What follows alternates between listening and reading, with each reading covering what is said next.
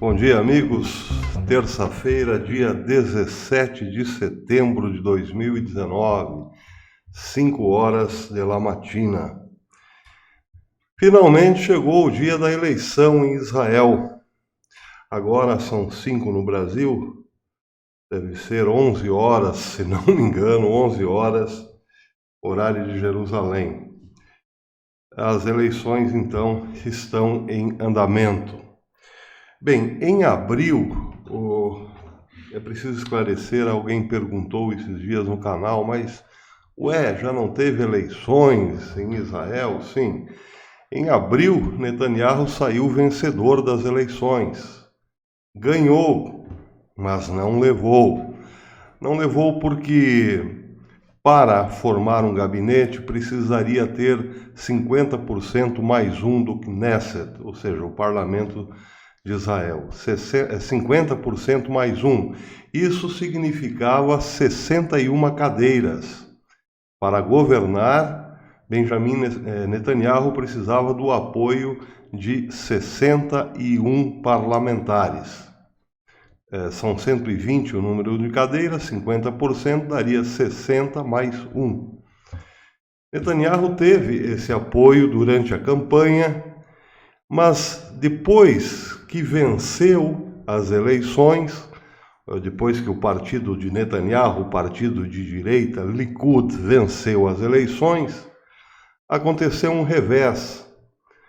O partido de Avigdor Lieberman, o Israel Beitenu, retirou o apoio que dava a Netanyahu.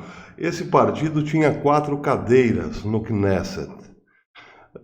As 4 cadeiras davam uma vantagem boa para Netanyahu, pois ele tinha, então, portanto, 64 votos. Acontece que Lieberman, como é um, digamos, ferrenho inimigo da, digamos, não necessidade dos religiosos servirem as forças de defesa, acabou usando esse argumento para tirar apoio de Netanyahu. Ou seja, foi uma espécie de fogo amigo. Vou tentar resumir em poucas palavras. Netanyahu venceu com o apoio dos religiosos ortodoxos, dos ultra-ortodoxos, dos conservadores, obviamente, de toda a direita, dos nacionalistas, dos ultranacionalistas e assim por diante. Venceu, inclusive, com o apoio de Lieberman, que é o líder de um partido que acolhe judeus russos, na sua maioria.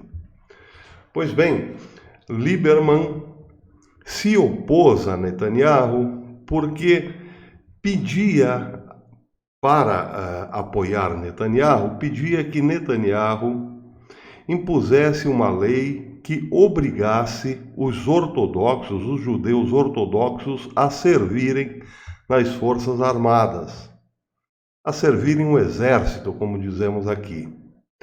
Acontece que desde a fundação de Israel, os ortodoxos foram dispensados, os religiosos, os judeus religiosos, foram dispensados do serviço militar para dedicarem-se à leitura, ao aprofundamento, à pesquisa religiosa, à vida religiosa e assim por diante.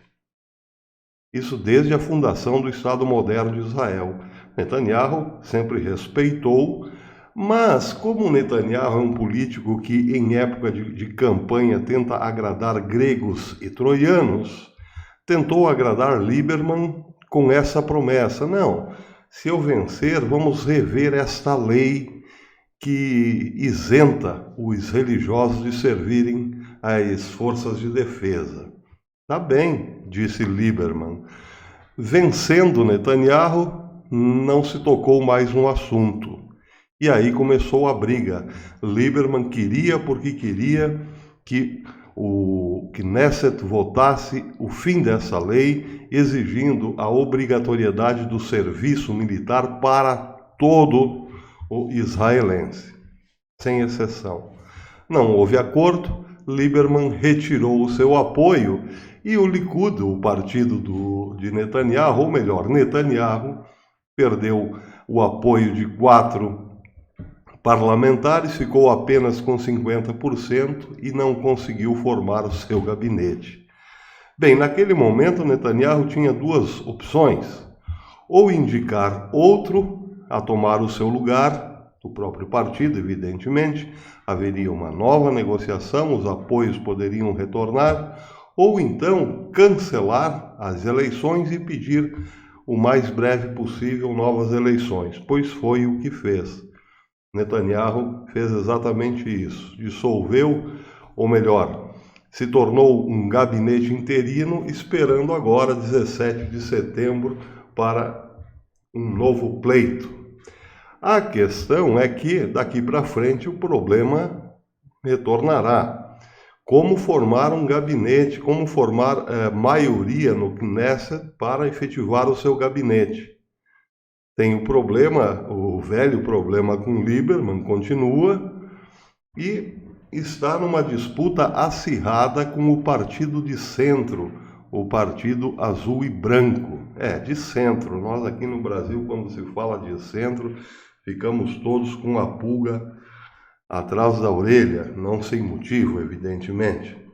Mas está ali, o partido de Netanyahu, o Likud, está pau a pau, hoje, segundo as pesquisas de boca de urna, com o Azul e Branco. O site INE.com, que é um tanto cético, não apoia Benjamin Netanyahu, mas também não está se, digamos, declarando muito para outros candidatos, chega a dizer que o resultado mais provável dessas eleições é que nem o Likud, partido de Netanyahu, nem o Azul e Branco farão a maioria de 61 cadeiras no parlamento. Diz também em nota que Lieberman se recusa a apoiar qualquer dos 2 lados e diz que insistirá em um governo de unidade secular entre Netanyahu e Gantz, do Partido Azul e Branco, que empurrará os partidos ultra-ortodoxos para fora. Nem Likud, nem Azul e Branco estão empolgados com esse cenário, diz o site. E autoridades de ambas as partes sugeriram abertamente que tentariam dividir as facções opostas e atrair grupos dissidentes a desertar.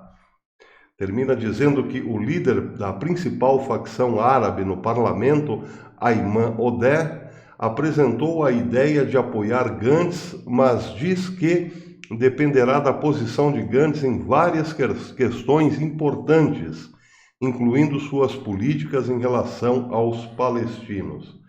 A segunda parte da matéria vou deixar aqui na descrição porque é bastante interessante, mas a rigor trata de uma grande complicação. Parlamento é bom, mas non troppo. Esse negócio de governar com a liderança, quando bem engrenada, funciona. O difícil é isso, fazer engrenar. Israel, que é um país desse tamanho, tem uma infinidade de partidos, porque de fato trata-se de uma democracia autêntica. Vejam que até os árabes fazem parte do parlamento, fazem parte da política de Israel. São partidos menores, evidentemente, são muitas facções, tem o partido de esquerda, tem o partido comunista, tem o partido dos árabes e assim por diante. Geralmente ocupam 1 ou 2 cadeiras no máximo, mas podem fazer sim a diferença. E estão fazendo as suas exigências, como sempre. Netanyahu está apostando tudo, novamente, no nacionalismo, principalmente no nacionalismo e no conservadorismo, evidentemente, e também acenando para os religiosos que esse negócio de convocá-los para o serviço militar não acontecerá sob seu gabinete. Pois é, está tentando agradar agora, se concentrando mais em agradar a direita, de modo mais objetivo. E para isso prometeu que assentará muito mais judeus na Cisjordânia e resolverá o problema da faixa de Gaza, ou seja, resolverá o problema do Hamas. Tem também acenado com a possibilidade de um acordo de defesa mútua com os Estados Unidos. Aliás, isso quem disse foi o próprio presidente Trump via Twitter no dia 14. Trump disse que está muito próximo de acertar com Benjamin Netanyahu um acordo de defesa mútua. E isso tem incomodado, sim, a ala de centro, ou melhor, o centrão lá de Israel, Partido Azul e Branco principalmente, porque vê nisso cada vez uma ascensão cada vez maior dos Estados Unidos dentro da política interna israelense. Ou seja, vem nisso uma espécie de poder cada vez maior de Donald Trump sobre a soberania de Israel. Não estão gostando dessa história, mas estão apostando também que isso é só mais uma promessa de campanha. Bem, os religiosos costumam lembrar que as escrituras falam num acordo de paz que no começo parecerá muito bem, muito legal para Israel, mas que Israel, depois de 3 anos e meio, será enganado. Aquele que lhe deu o apoio, retirará o apoio. São as versões mais ortodoxas para a política no momento. O que deve ser levado em conta, evidentemente, talvez mais do que qualquer outra. Essa é a situação aí do momento. Ninguém sabe o que vai dar. Se estão realmente pau a pau, como se diz, Gantz e Netanyahu, isso saberemos no final do dia, quem sabe amanhã. Mas pelo sim, pelo não, eu tenho dito aqui, é bom torcer para Benjamin Netanyahu, para o bem de Israel, porque é um momento muito delicado este, e não é muito bom ver um neófito no comando em momento tão tenso. Agora, é sempre aquela questão complicada. A Bibi Netanyahu tem pontos fracos, está envolvido com corrupção e tudo mais.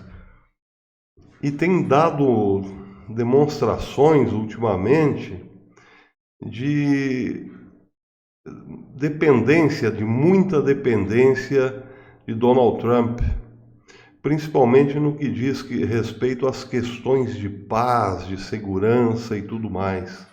Isso também é um problema, sim, pode ser um problema. Mas é o tal negócio. Ruim com Benjamin Netanyahu no momento, pode ser pior sem ele. Vamos aguardar para ver. Até depois, amigos.